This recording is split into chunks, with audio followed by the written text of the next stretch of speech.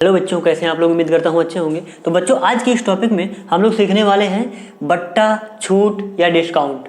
ठीक है, और ये आप सबके लिए ज़रूरी है, बहुत ही इंपॉर्टेंट होने वाला है आज का टॉपिक। तो वीडियो को अंत तक पूरा अच्छे से देखिएगा, और अगर चैनल सब्सक्राइब ना किया हो तो चैनल को सब्सक्राइब कर लो। तो चलो सीखते हैं कुछ नया।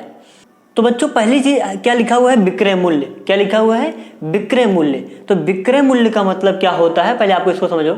विक्रय मूल्य का मतलब होता है कि कितने रुपए में वह बेचा गया है, जितने रुपए में हम उसको बेचते हैं वह उसका विक्रय मूल्य कहलाता है। ठीक है, अब क्या लिखा हुआ है, बट्टा। बट्टा को इंग्लिश में बोलते हैं डिस्काउंट, या इसी को बोलते हैं छूट। ठीक है, जैसे आप किसी माल में सामान खरीदने जाते हैं तो आपको क्या लिखा होता है, सामने बड़े ऑफर में लिखा होता है ना 20% डिस्काउंट, मतलब 20% छूट, है ना। तो आपको सामान पे क्या दिया जाता है, छूट दिया जाता है। तो वही छूट क्या कहलाता है, बट्टा कहलाता है, या इसको आप छूट भी कह सकते हैं। ठीक है, अब दूसरी चीज क्या लिखा हुआ है, अंकित मूल्य। क्या लिखा हुआ है, अंकित मूल्य। अंकित मूल्य का मतलब ये होता है कि जब आप कोई सामान खरीदते हो तो उस पे क्या होता है, एक मूल्य छपा होता है, एक रेट तय होता है ना, एक रेट लिखा होता है। जैसे आप कोई बिस्किट खरीदते हैं, उसके पीछे क्या लिखा होता है, 5 रुपया लिखा होता है ना। ऐसे ही आप किसी मॉल में जाते हैं तो आप वहाँ पे क्या कपड़ा खरीदते हैं, तो कपड़ा खरीदते टाइम आप देखोगे कि उसके ऊपर एक स्टिकर लगा हुआ होता है, लगा होता है ना। उसमें क्या होता है, उसका प्राइस लिखा होता है, 1500, 2000, जो भी होता है लिखा होता है। ठीक है, तो यह जो लिखा होता है सामान के ऊपर मूल्य, यही क्या कहलाता है, अंकित मूल्य कहलाता है। ठीक है, अब एक बहुत इंपॉर्टेंट चीज बताने जा रहा हूं, ध्यान दीजिएगा कि जो बट्टा होता है यानी छूट जो दिया जाता है वह किस पे लगता है, वह किस चीज पे छूट दिया जाता है। तो बता दूं आपको, ध्यान दीजिएगा कि बट्टा यानी कि छूट हमेशा किस पे दिया जाता है, अंकित मूल्य पे दिया जाता है। ठीक है, किस पे दिया जाता है, अंकित मूल्य पे। जितना उस सामान का, जैसे मान लो अगर 1500 रुपया किसी पैंट का दाम है, तो आपका जो छूट मिलता है 20% या 15% या 20%, जो भी छूट मिलता है आपको, वह किस पे मिलता है, जो उस कार्ड पे लिखा होता है उसी के ऊपर छूट दिया जाता है। तो बट्टा या छूट किस पे लगता है, अंकित मूल्य पे लगता है। ठीक है, अब हम इस सवाल को लगाते हैं, इसमें क्या कह रहा है, देखिए विक्रय मूल्य, कोई सामान था उसको 1840 रुपए में बेचा गया। ठीक है, और जब बेचा गया तो कितना रुपया छूट दे के बेचा गया, बट्टा 8%, यानी 8% की छूट दे करके बेचा गया। ठीक है, अब पूछ रहा है अंकित मूल्य।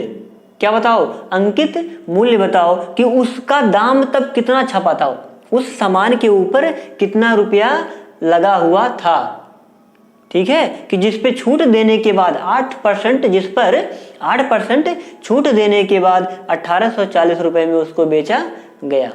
ठीक है, तो चलिए हम लोग क्या करते हैं, मानते हैं, इसको लगाते हैं, हल करते हैं। ठीक है, तो हल कर लेते हैं। देखिए कैसे हल करेंगे, मान लो आप लोग, ठीक है, माना कि अंकित मूल्य क्या है, माना अंकित मूल्य क्या रुपया है, 100 रुपया है। क्या रुपया, 100 रुपया मान लेते हैं। ठीक है, तो ठीक है बच्चों, अब एक फार्मूला होता है विक्रय मूल्य बराबर, फार्मूला क्या है ये आप लोग ऐसे ही समझ जाइएगा। देखिए विक्रय मूल्य बराबर अंकित मूल्य माइनस बट्टा, यही तो बनेगा। विक्रय मूल्य का मतलब क्या, कि कितने रुपए में बेचा जाए, कितने रुपए में बेचा गया है। तो क्या करते हैं हम, अंकित मूल्य जितना उस पे छपा रहता है उसमें से हम क्या कर देते हैं, जो छूट देते हैं वह क्या कर देते हैं, घटा देते हैं। तो जो बचता है वही क्या कहलाता है, विक्रय मूल्य कहलाता है। तो इसी हिसाब से एक फार्मूला ये बनता है कि विक्रय मूल्य अगर हमें निकालना हुआ तो हम कैसे निकालेंगे, विक्रय मूल्य बराबर जितना छपा था अंकित मूल्य, उसमें से हम बट्टा यानी जो छूट दिए हैं उसको घटा देंगे। घटाने के बाद जितना रुपये में हम क्या करते हैं, जो बचेगा, जितना रुपया हमारा बचेगा उसी रुपये में हम क्या करते हैं, बेचते हैं उसको। छूट देने के बाद क्या करते हैं, जो रुपया बचता है उतना ही रुपया लेके हम क्या करते हैं, सामान को बेचते हैं, वही होता है विक्रय मूल्य ना। तो इसलिए विक्रय मूल्य बराबर अंकित मूल्य माइनस बट्टा। अब विक्रय मूल्य कितना है, 1840 बराबर अंकित मूल्य कितना हमने मान लिया, मान लो x मान लिया हमने, तो हो गया हमारा x। ठीक है, अब यहाँ पे मान लेते हैं हम, देखिए माइनस, अब देखिए 8%, किस पे लगा हुआ है? यक्स रुपए पे ही तो लगेगा। अंकित मूल्य जो छपा रहता है उसी पे दिया जाता है क्या? छूट या बट्टा किस पे दिया जाता है? जो उस पे छपा रहता है उसी पे।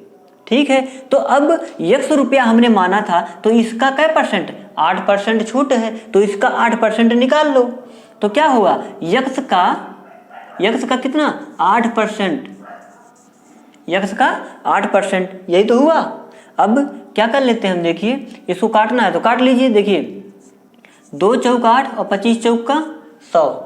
ठीक है, तो कितना हो जाएगा? देखिए यक्स माइनस 2x बटे 25, इधर 1840 आपका चलता रहेगा। ठीक है, अब क्या करना है? इसका ये बटे का क्या है? घटाना है, तो इसको हम लोग क्या कर लेते हैं? घटा लेते हैं। घटा लीजिए, तो लिखिए 1840 बराबर, इसका लासा लेंगे कितना बन जाएगा? 25। लासा लेंगे तो कितना बन जाएगा? 25। अब ये हर से भाग अंश में गुणा, यही तो तरीका होता है। तो 1 से जब हम इसमें क्या करेंगे? भाग करेंगे तो 25 बार जाएगा, 25 का उसके अंश में गुणा होगा तो कितना हो जाएगा? 25 यक्स, माइनस है माइनस रख दो, 25 का फिर हम इसमें क्या करेंगे? ये हर है ना, हर से भाग करेंगे तो कई बार जाएगा? एक बार। 1 का उसके अंश में गुणा करेंगे तो कितना? 2x ही रह जाएगा। अब कितना होता है? घटा लीजिए, 25x में से 2x निकल गया, कितना हो गया? 23x बटे 25। ठीक है, किसके बराबर हुआ है? 1840 के। अब हम लोग यहाँ पे समझ लेते हैं। देखो 23x बटे 25 बराबर क्या? 1840। अब हम किसका मान निकालना है? हमें यक्स का मान निकालना है ना। तो जिसका मान निकालना होता है उसको हम बराबर के एक तरफ क्या करते हैं? अकेले रखते हैं, बाकी उसके साथ में जो लगे होते हैं उनको हम उधर भेज देते हैं, तभी तो उसका मान। जब आप एक तरफ अकेले रहोगे, जैसे आप मान लो कोई कबड्डी खेल रहे हो, ठीक है, और कबड्डी में आप 2 हैं, आप यहाँ अकेले हो और इधर 4 लोग हैं। कितने लोग हैं? सब लोग 4 लोग। अब आप यहाँ अंदर गए और चारों लोगों को क्या? आपको चारों लोगों ने पकड़ लिया। अब आप चारों लोगों को उठा के कहाँ पे चले आए? लाइन पे चले आते हैं। तो लोग क्या कहते हैं कि आप चारों लोगों के क्या? बराबर हैं। आप अकेले ही 4 लोगों के बराबर हैं।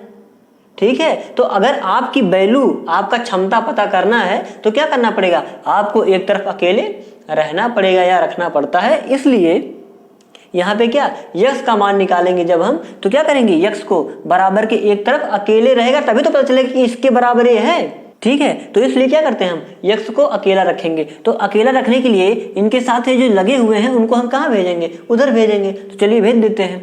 तो पहला काम क्या होता है? जो नीचे रहता है उसको हम पहले उधर भेजते हैं।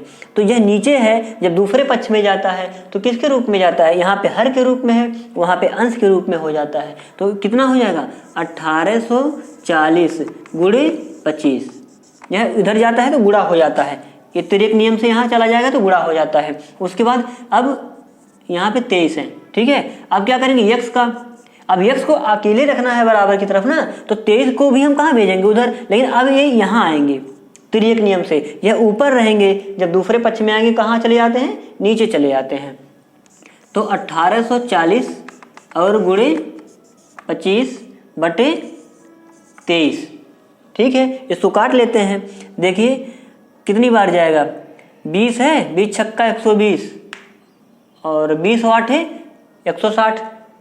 ठीक है, इसको काट लीजिए। देखिए 20 वाट है 160 और 3 वाट है 24, 60 20 80 24 कट जाएगा। ये 8 बार जाएगा। कितनी बार जाएगा? 8 बार जाएगा तो 184 कट गया, यहाँ पे 0 है, 80 बचा। अब यहाँ पे आप लोग कर लीजिए। देखिए यहाँ बचा था 80, तो हम लिख लेते हैं 80 गुणे कितना? 25। 80 गुणे 25 कर लीजिए, कितना आएगा? उसके बाद 0 उतार लीजिए और उसके बाद फिर इसका गुणा कर लीजिए। 25 चौक का 100 और 8 बार है तो 25 चौक का 100 100 200। तो आप यहाँ क्या करेंगे? 200। तो आपका यक्स का मान कितना आ गया? यक्स बराबर कितना आ गया आपका? 2000। ठीक है, तो आपका जो अंकित मूल्य था ये कितना हो गया? 2000 रुपया। ठीक है, तो अंकित मूल्य 2000 रुपया था, इस पे 8% जब छूट दे दिया गया तब वो सामान 1840 रुपये में बेचा गया। तो उम्मीद है आपको ये वीडियो पसंद आई होगी और बहुत ही आसानी से मैथ के हर सवाल को सीखने के लिए चैनल को सब्सक्राइब कर लीजिए और मिलते हैं किसी नेक्स्ट वीडियो में। तब तक आप लोग अच्छे से मन लगा पढ़ाई करिए, खुश रहिए, मस्त रहिए और अपने परिवार का ख्याल रखिए।